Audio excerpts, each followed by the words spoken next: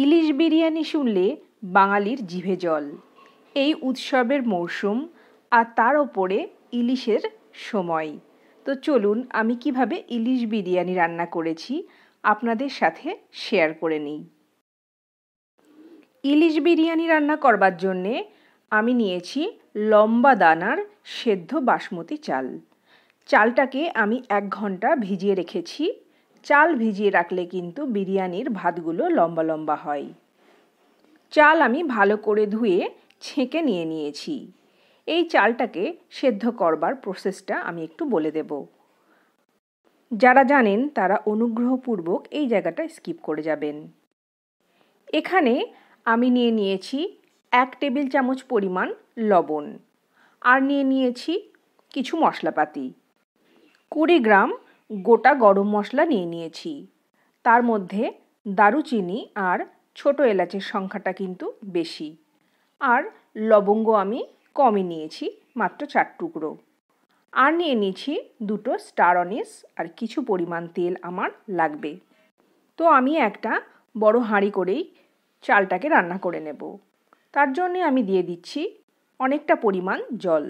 যতটা পরিমাণ জল দিয়ে চাল সাধারণত সেদ্ধ করা হয় তার থেকে কিছুটা বেশি পরিমাণ জল এখানে নিয়ে নেবেন। এবারে দিয়ে দিচ্ছি সমস্ত গোটা যে মশলা রেখেছিলাম সেগুলো, আর দিয়ে দেব লবণ, আর দিয়ে দিচ্ছি 1 টেবিল চামচ পরিমাণ সাদা তেল। সাদা তেল ভাতটাকে ঝরঝরে করবে, আর স্টার অনিসটা কিন্তু বাদ দিতে বারণ করব। অনেকেই কিন্তু বিরিয়ানিতে স্টার অনিস ব্যবহার করেন না, কিন্তু এটা স্বাদটাকে অনেকটাই ভালো করে। জল আমার ফুটতে শুরু করে গেছে, তো আমি এবারে চালটাকে দিয়ে দিচ্ছি।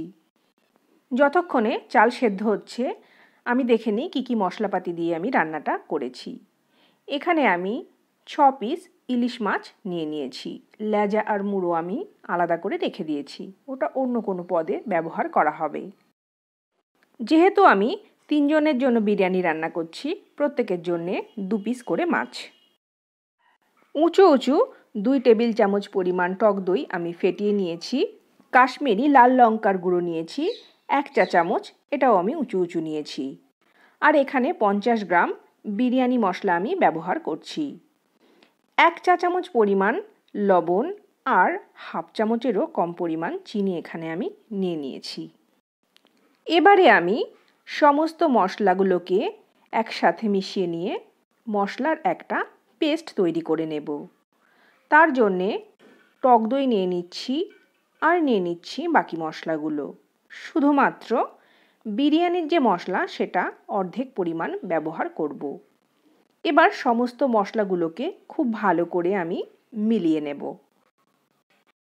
তো আমার মশলার মিশ্রণটা রেডি হয়ে গেছে। এখানে আমি আরও কিছু জিনিসপত্র নিয়ে নিচ্ছি একটা বড় সাইজের পেঁয়াজ আমি পেস্ট করে নিয়েছি 70 গ্রাম মতো ওজনের। আর নিয়ে নিয়েছি সর্ষের তেল 6 টেবিল চামচ মতো ব্যবহার করছি। আপনি কিন্তু এখানে সাদা তেল বা সয়াবিন অয়েলও ব্যবহার করতে পারেন। 1 চা চামচ পরিমাণ আদা বাটা নিয়ে নেবেন। আদাটাতে আমার জলটা একটু বেশি পড়ে গেছে। এবারে আমি রান্নাবান্নায় চলে যাচ্ছি। ফ্রাইং প্যানের ভেতরে দিয়ে দিচ্ছি সর্ষের তেল, আর সর্ষের তেলটা গরম হয়ে গেলে এখানে আমি 150 গ্রাম পরিমাণ পেঁয়াজ এরকমভাবে কেটে নিয়েছি। এটাকে ভেজে বেরেস্তা বানিয়ে নেব। যারা বেরেস্তা তৈরি করেছেন এর আগে তারা তো জানেনই, আর যারা নতুন তারা দেখবেন ঠিক এরকমভাবে ভেজে নেবেন। পেঁয়াজটা হালকা ব্রাউন হয়ে গেলেই তুলে নেবেন, আর তেলটা ভালো করে ঝরিয়ে নেবেন। ব্যাস রেডি হয়ে যাবে আপনার বেরেস্তা। আমি ইলিশ মাছগুলোকে অল্প পরিমাণ ভেজে নেব। সামান্য একটু ব্রাউন কালার আসলেই মাছগুলোকে তুলে নেব। একটু এপিট ওপিট করে জাস্ট ভেজে নেওয়া। মাছগুলোকে এরকম সামান্য একটুখানি ভেজে নিলে মাছটা ভেঙে যায় না, রান্না করতে কিছুটা সুবিধা হয়। তো মাছগুলো ভাজা হয়ে গেছে, আমি তুলে নিচ্ছি। দেখুন খুব সামান্য কিন্তু ভেজেছি। এইবার এই তেলের ভেতরেই দিয়ে দিচ্ছি পেঁয়াজ বাটাটাকে। পেঁয়াজটাকে কিন্তু আমি একটু সুন্দর করে ভেজে নেব। পেঁয়াজ ভাজা হয়ে গেলে আমি এটার মধ্যে দিয়ে দেব আদা বাটাটা। আদা বাটা দিয়ে সামান্য নাড়াচাড়া করেই দিয়ে দেব আমি যে মশলার মিশ্রণ তৈরি করে রেখেছিলাম সেই মশলার মিশ্রণটা। এবারে আমি মশলাটাকে সুন্দর করে কষাবো। লো টু মিডিয়াম ফ্লেমে মশলাটাকে কষাতে হবে যতক্ষণ না মশলাটা তেল ছেড়ে দেয়। মশলা তেল ছেড়ে দিলেই আমি দিয়ে দিয়েছি মাছগুলো আর উল্টে পাল্টে নেওয়ার দরকার নেই, মশলাটাকেই বরঞ্চ মাছের ওপর এইভাবে আমি দিয়ে নিচ্ছি, তাতে মাছগুলো ভেঙে যাবে না আর সুন্দর থাকবে। তো মাছগুলো এরকমভাবে মশলা দিয়ে কভার করবার পর একটা ঢাকনা দিয়ে আমি ঢেকে আঁচটাকে বন্ধ করে দেব। মিনিট 15 এভাবেই রেখে দেব। এদিকে ভাতের ফ্যান ঝরিয়ে আমি ভাতটাকে মেলে দিয়েছিলাম একটা চাদরের ওপর। দেখুন ভাতটা কতটা সুন্দর ঝরঝরে হয়ে গেছে, আমি আপনাদের দেখিয়ে দিচ্ছি। আর চালটা ভিজিয়ে রাখবার জন্যে ভাতটা কিন্তু লম্বা লম্বাও হয়েছে। এবারে বিরিয়ানিটাকে সুন্দর করে সাজিয়ে নেবার পালা। তার জন্যে নিয়ে নিয়েছি গাওয়া ঘি। দুধের সর থেকে খুব সহজেই ঘি তৈরি করে নেওয়া যায়, তো সেটা আমি একটা ভিডিও বানিয়ে রেখেছি, আমি ডেসক্রিপশন বক্সে লিঙ্কটা দিয়ে দেব, চাইলে আপনারা দেখে নিতে পারেন। এখানে আমি নিয়েছি গোলমরিচের গুঁড়ো 1 টেবিল চামচ, কিছু কাঁচা লঙ্কা, বিরিয়ানি মশলার অর্ধেকটা, আর এখানে দুধের মধ্যে আমি গুলে নিয়েছি ফুড কালার। হলুদ রং আমি খুব সামান্য পরিমাণ এখানে নিয়ে নিয়েছি। গেলাসটাতে কিচ্ছু নেই, এখানে একটা মিশ্রণ তৈরি হবে। তার জন্যে নিয়ে নিচ্ছি 1/2 চামচেরও কম পরিমাণ কেওড়া জল আর 1/2 চামচেরও কম পরিমাণ গোলাপ জল। আর এখানে মিঠা আতর আমি গুনে গুনে 4 ফোঁটা ব্যবহার করব। ফুড কালার কিন্তু আপনি অ্যাভয়েড করতে পারেন, আর মিঠা আতরও নাও দিতে পারেন, তাতে করে ইলিশের স্বাদটা কিন্তু বাড়ে বই কমে না, কিন্তু আমি খুব সামান্য পরিমাণ ব্যবহার করছি। এবার বিরিয়ানি চাল আর মশলাপাতি সুন্দর করে হাঁড়ির মধ্যে সাজিয়ে নেবার পালা। আমি এখানে গাওয়া ঘি দিয়ে হাঁড়িটাকে সুন্দর করে মাখিয়ে নিয়েছি আর তার উপরে ভাতটাকে এইভাবে ছড়িয়ে দিয়েছি। এবারে দিয়ে দিচ্ছি সামান্য পরিমাণ গোলমরিচের গুঁড়ো, সুন্দর করে চারিদিকে ছড়িয়ে ছড়িয়ে। আর দিচ্ছি বিরিয়ানির যে মশলাটা রেখেছিলাম সেই মশলাটা, মোট 3 ভাগে কিন্তু দিতে হবে, সেটা খেয়াল রেখে এখানে দেবেন। তারপর আমি অল্প পরিমাণ ফুড কালার ব্যবহার করছি, খুব সামান্য। এবারে আমি দিয়ে দেব গাওয়া ঘি, আমি একটু গলিয়ে রেখেছিলাম সেটা।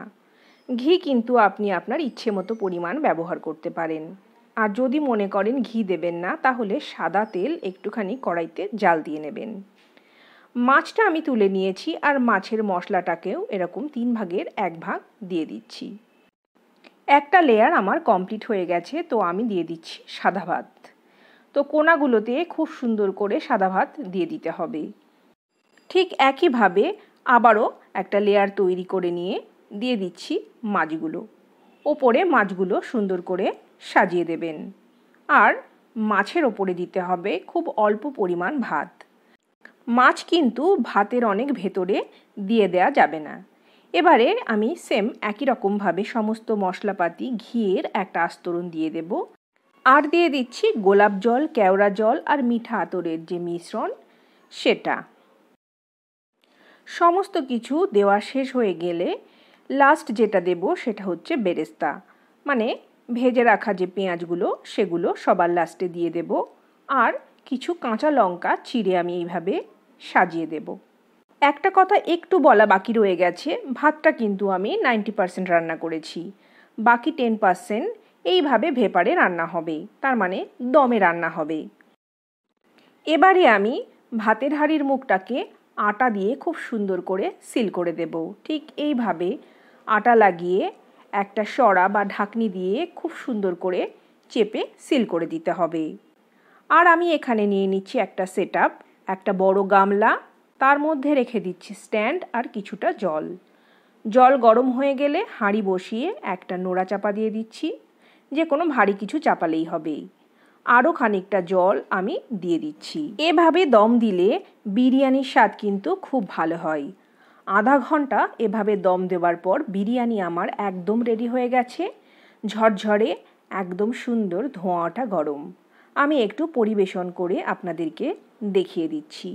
একদম ঝরঝরে সুন্দর পারফেক্ট বিরিয়ানি তৈরি হয়ে গেছে। তো বন্ধুরা, ভিডিওটি ভালো লাগলে অবশ্যই লাইক করবেন, বন্ধুবান্ধবের সাথে শেয়ার করবেন, আর আমার চ্যানেলের নতুন বন্ধু হয়ে থাকলে অবশ্যই চ্যানেলটা সাবস্ক্রাইব করে নেবেন। এই উৎসব আনন্দে অনেক ভালো সময় কাটান, অনেক ভালো ভালো খাবার খান, আর অনেক ভালো থাকুন। তো আজকের মতো বিদায় নিচ্ছি, দেখা হবে পরবর্তী কোনো ভিডিওতে। নমস্কার।